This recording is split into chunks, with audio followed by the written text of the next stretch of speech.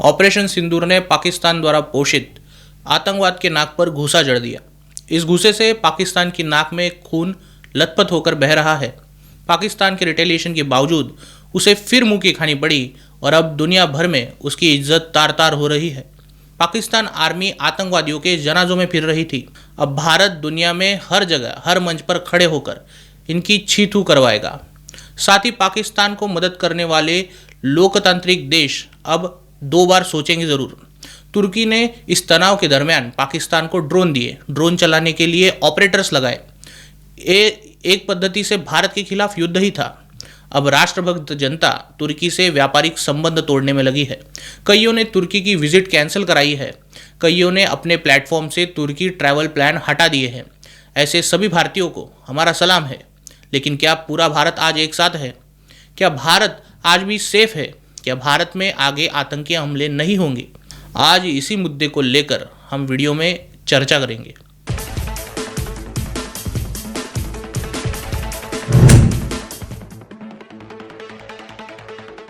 नमस्कार, न्यूज़ डंका के बात पते की में आपका स्वागत है। भारत ने इशारा दे दिया है कि पाकिस्तान को अब चाहिए कि वो अपनी आतंकी इंफ्रास्ट्रक्चर को खत्म करे, तभी जाकर भारत पाकिस्तान से किसी मुद्दे पर बातचीत के लिए मार्ग खुले करेगा। भारत ने पाकिस्तान में 5 और पीओके में 4 हमले किए। तब उनमें हाफिज सईद और मसूद अजहर के परिवार के करीब 10 लोग मारे गए, उनके साथी मारे गए। सबसे बड़ा झटका तो मसूद अजहर को लगा है। प्रधानमंत्री मोदी के आने के बाद इनकी इतनी किरकिरी हो रखी है कि इन लोगों को अज्ञातों से भय से बुलेट प्रूफ कांचों में रहना पड़ रहा है। पहले भारत के प्रधानमंत्री इस तरह बुलेट प्रूफ कांच में रहते थे, अब पाकि आतंकी बुलेट प्रूफ कांच में रहने लगे हैं। इतना दर्द देने के बाद आतंकवादी चुप नहीं बैठेंगे। खबर के अनुसार इन मुस्लिम आतंकियों ने परसों पाकिस्तान में एक बैठक की जिसमें सभी जिहादी तंजीमों के आतंकी हाजिर थे। इन्होंने भारत पर हमला करने के लिए बाहें कसने की जानकारी मिली है। पाकिस्तान कुछ सालों तक FATF की ग्रे लिस्ट में था, जिसकी वजह से पाकि आर्मी ने इन्हें काबू में रखा था। लेकिन ऑपरेशन सिंदूर के बाद अब ये जिहादी भारत पर फिर एक बार हमलों की साजिशें कर रहे हैं। हाफिज सईद सलाफी मुसलमानों का आतंकी संगठन लश्कर तोयबा का चीफ है, जो भारत से नफरत करता है। वो भारत में रहने वाले हिंदुओं से नफरत करता है। इसी नफरत के चलते उसने अपने नेक्सस को पाकिस्तान के कब्जाए कश्मीर में और जम्मू कश्मीर की घाटियों में फैलाया है। क्रॉस बॉर्डर टेररिज्म में इसी के आतंकी शामिल होते हैं। पिछले साल जम्मू कश्मीर के रईसी में हिंदू श्रद्धालुओं पर हमला करने वाला इसी का संगठन था। इस हमले में 9 लोगों की जानें चली गई। 22 अप्रैल को जब हिंदू पुरुषों की पहचान कर उनका कत्ल किया गया तो वो भी लश्कर के द रेजिस्टेंस फोर्स द्वारा किया गया था। ऑपरेशन सिंदूर में मसूद अजहर का परिवार मारा गया है। मसूद देवबंदी इस्लामी संगठन जैश-ए-मोहम्मद का सरगना है। 2019 में पुलवामा के CRPF जवानों के ट्रक पर जो आत्मघाती हमला किया गया वो भी इसी संगठन ने किया था।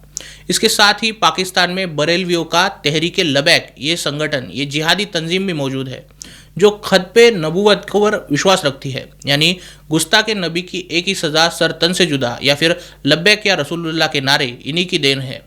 अब इन संगठनों का स्वरूप आप समझिए, सलाफी, देवबंदी और बरेलवी। भारत में बरेलवी, देवबंदी और सलाफी मदरसे भी है और इन मदरसों में पढ़ने वाले मुसलमानों के बच्चे भी हैं। मसूद अजहर की तंजीम से कई मुल्ला मौलवी और मौलाना भारत में आते जाते रहते हैं। बाकायदा भारत के कई मस्जिदों और मदरसों में खुतबे देते रहते हैं। भारत में मसूद अजहर का नेटवर्क भी स्ट्रांग है, पर वो किस चीज़ के लिए स्ट्रांग है ये आपको इस खबर इंडिया के वीडियो से पता चलेगा। कहीं पाकिस्तान ये तो आप मानते हैं कि आतंकवाद फैलाता है? नहीं, हम तो नहीं मानते। आप भी फैला सकते हो, आपके माथे पे लिख तो नहीं रहा। मैं तो नहीं मानता पाकिस्तान आतंकवाद फैलाता है। जरूरी तो नहीं लादेन आतंकवादी था। आप कैसे कह सकते हो लादेन आतंकवादी था? नहीं, हम तो नहीं मानते लादेन आतंकवादी था। क्या आतंकवाद था उसका? अपनी जाति लड़ाई के लिए अगर कोई आवाज़ उठाएगा वो आतंकवादी है। अगर आप मेरे पे जुल्म करोगे, तशद्दुद करोगे और मैं आपके खिलाफ लड़ूंगा तो मैं आतंकवादी हूँ। हम हिंदुस्तान। अरे अंकल, वो ना सोफिया अंसारी का आपने नाम सुना है ना? वो हिंदुस्तान की है ना, लेकिन पाकिस्तान को मारा ना, पाकिस्तान के अंदर घुसकर। तो हम हिंदुस्तान के भी साइड हैं और पाकिस्तान के भी साइड हैं। पाकिस्तान के साइड क्यों है? क्योंकि दोनों में ही लोग रहते हैं, जाहिर सी बात है दोनों के साइड होंगे ना। जब पत्रकार इन लोगों से पूछता है कि क्या पाकिस्तान आतंकवाद फैलाता है, तो इस पर सामने वाला कहता है नहीं, हम बिल्कुल नहीं मानते कि पाकिस्तान आतंकवाद फैलाता है। लड़की कहती है कि उनके लोग दोनों तरफ रहते हैं, तो वो हिंदुस्तान की तरफ से भी है और पाकिस्तान की तरफ से भी। यही वो मानसिकता है जो मुस्लिम मोहल्लों से, मस्जिदों से, मदरसों से रास्ते पर दिखती है। इस्लामी जिहादी तत्वों द्वारा इन लोगों में फैलाई जाती है। भारत 90 के दशक से 2013 तक बम ब्लास्ट का एक बहुत बड़ा दौर देख चुका है। 1993 में मुंबई में सिलसिलेवार 10 बम धमाके हुए जो दाऊद इब्राहिम ने करवाए थे। ऐसे ही बम धमाके कभी तमिलनाडु में, कभी दिल्ली में, तो कभी पुणे और बेंगलुरु में होते रहते थे। 2004 से 2014 के बीच भारत में 50 से अधिक बम धमाके हुए। लोगों ने वो दौर भी देखा है जब ट्रेन स्टेशन, बस स्टॉप और भीड़ भाड़ की जगह किसी सामान को छूने से परहेज करने की सूचनाएं दी जाती थी। इन हमलों में कोई पाकिस्तानी आर्मी के लोग बम विस्फोट करने नहीं आते थे।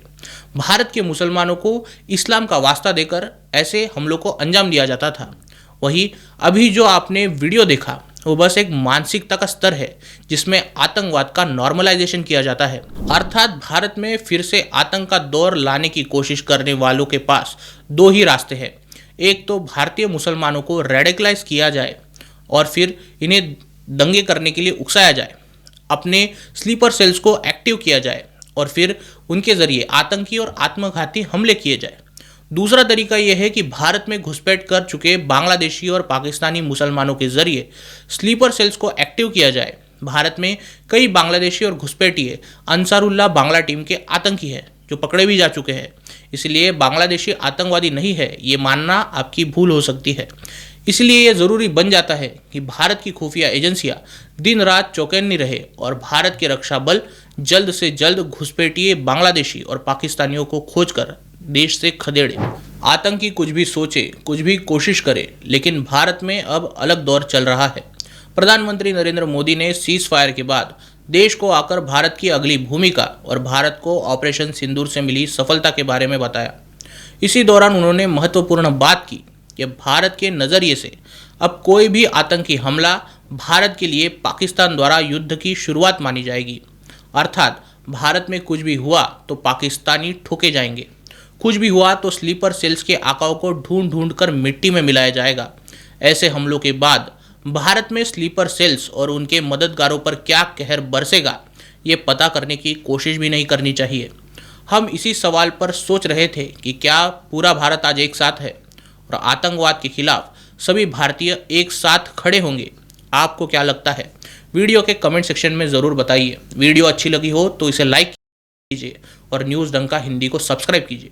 मिलते हैं अगले वीडियो में किसी नए मुद्दे के साथ। तब तक नमस्कार।